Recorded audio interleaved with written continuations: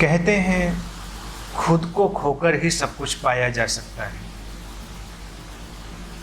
खुद को खोने का तात्पर्य क्या है और खुद को पकड़े रहने का भी तात्पर्य क्या है?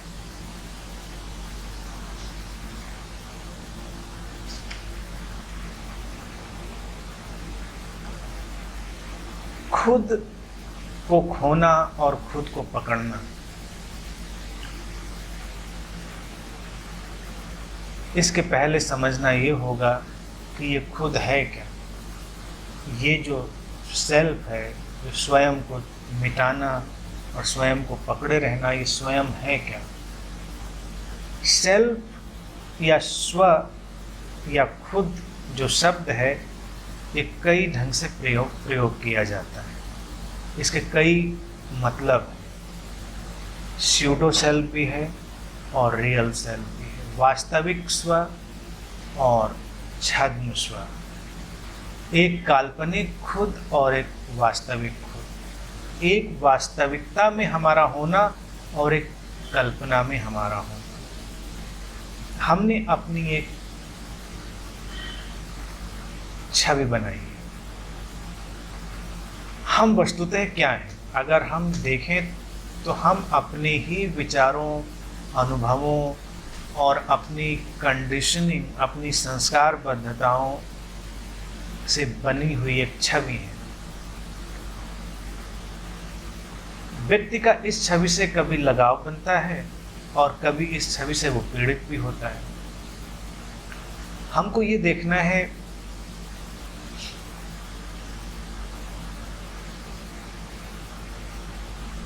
और ये खोजना भी है कि वास्तविकता में हमारा होना कहाँ पर है और कहाँ पर ये काल्पनिकता में ढला हुआ है।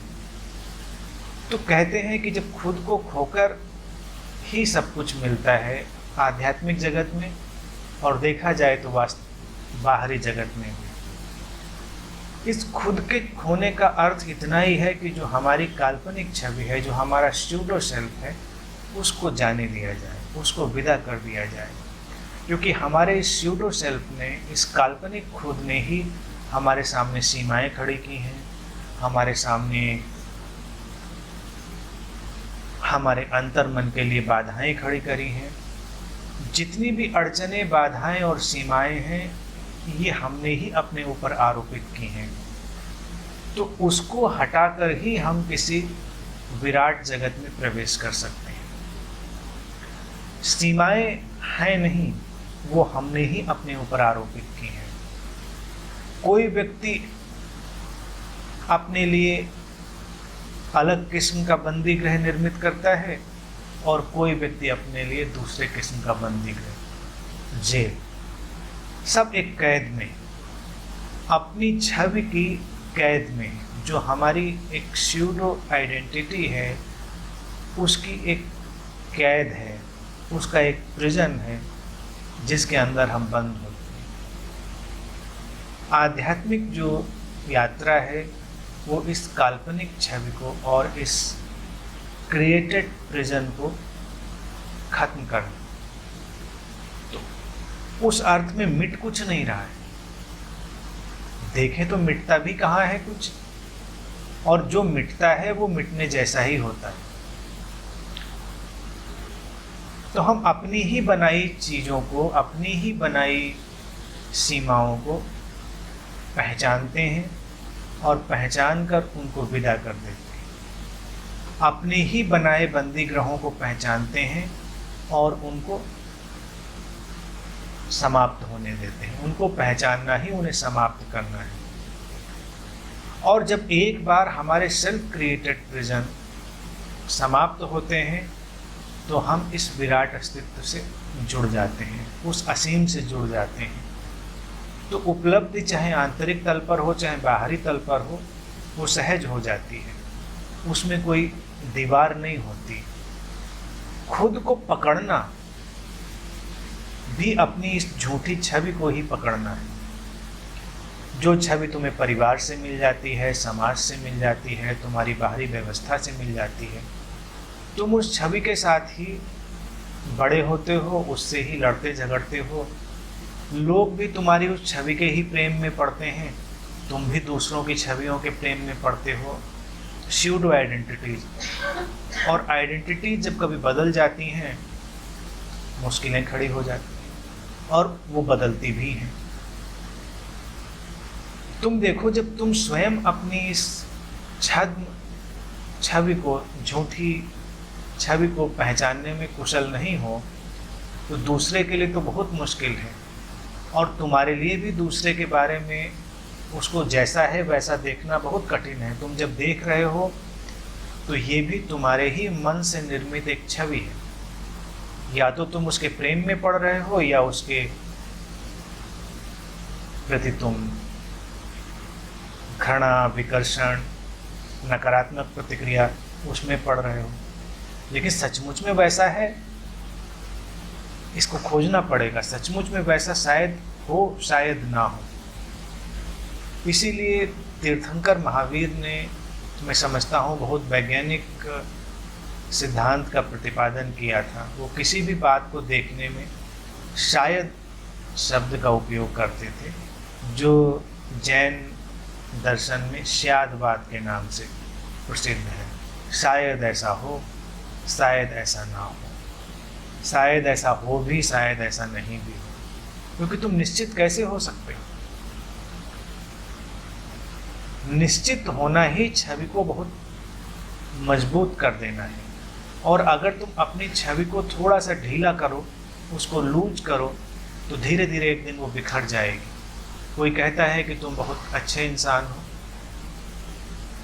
तुम कह सकते हो शायद मैं अच्छा इंसान हूँ, शायद ना हो, कौन जानता। कोई कहता है कि तुम अच्छे इंसान नहीं हो सकता है मैं ना हूँ, हो सकता है हूँ, कौन जानता है, ये तो पता नहीं। क्योंकि अच्छे और बुरे का निर्धारण तो हमारा मन ही कर रहा है, हमारी परिस्थिति कर रही है, और उस समय के जो मानदंड है किसी के मन में या बाहरी व्यवस्था में, वो कर रहे हैं। तो ये तय करना कठिन है।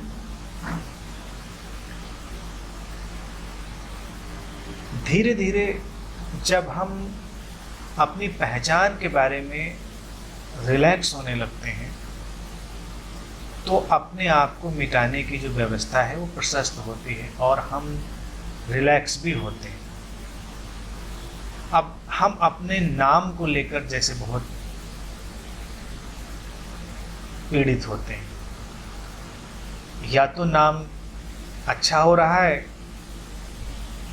तो हम बहुत खुश हैं और उसको बनाए रखने के लिए बहुत प्रयत्न कर रहे हैं, या नाम खराब हो रहा है तो।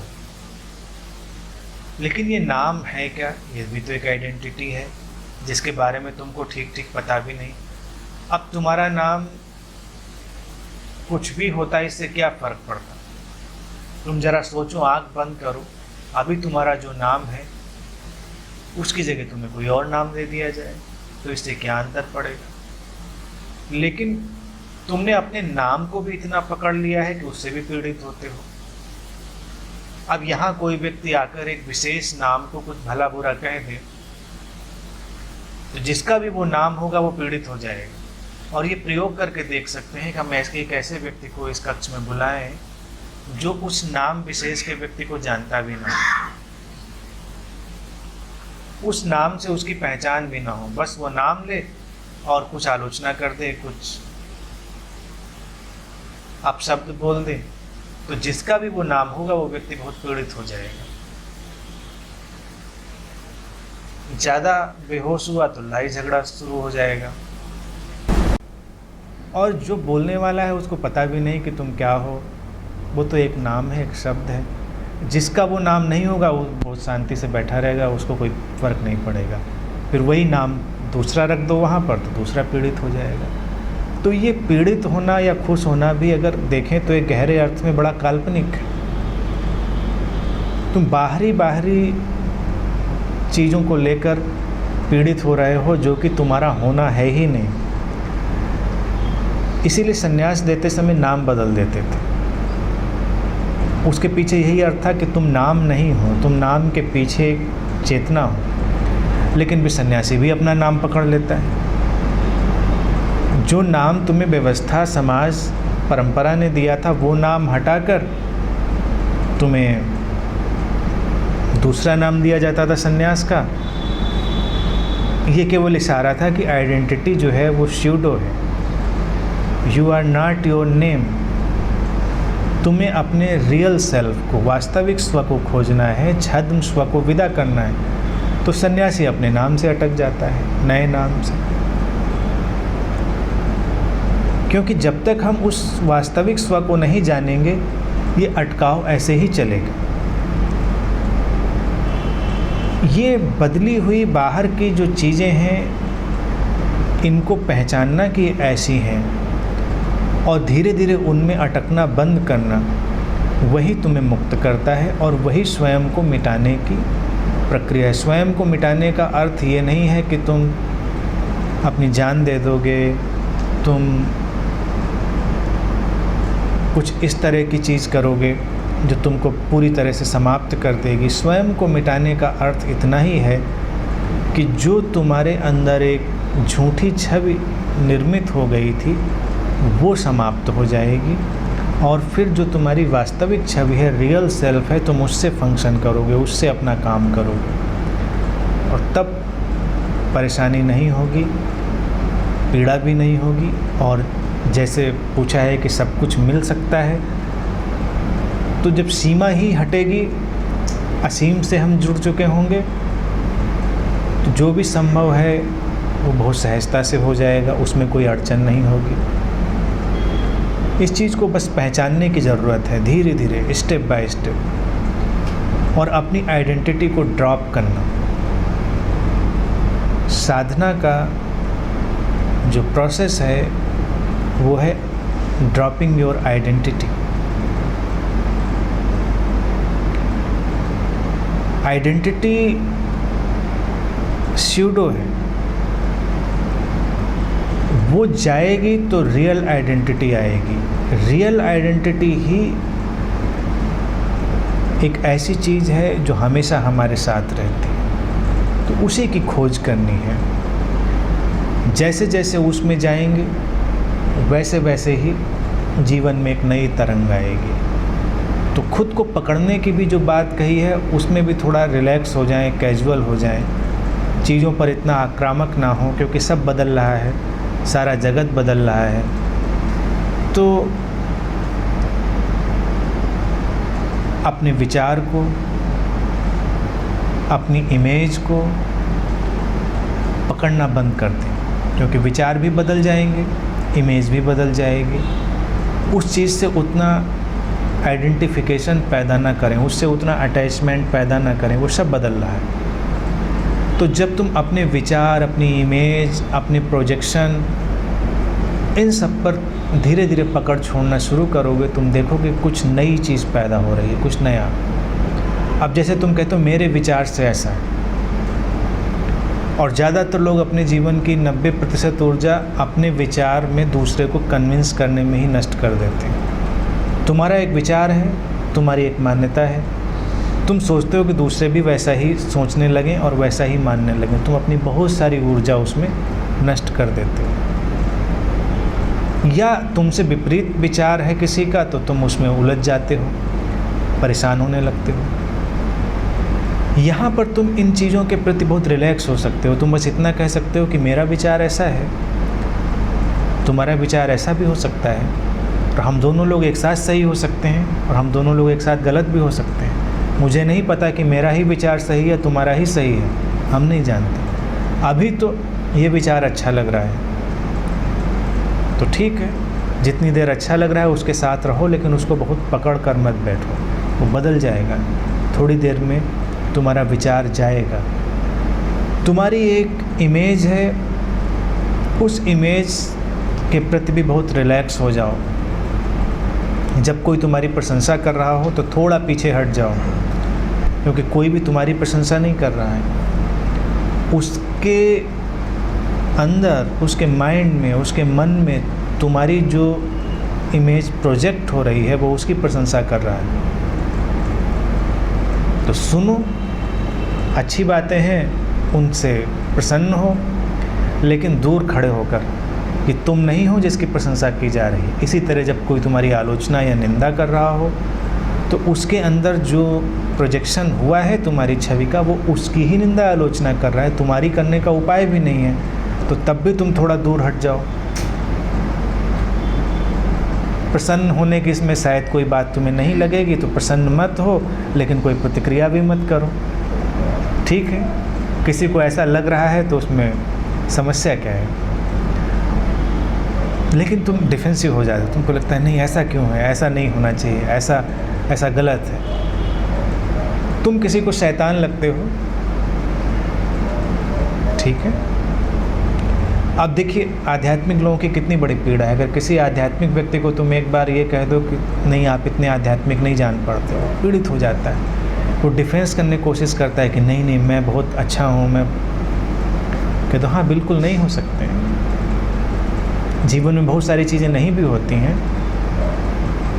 क्योंकि जब कोई दूसरा कह रहा है तो उसके अंदर एक प्रोजेक्शन है, वो उससे चल रहा है, ये तुम नहीं हो।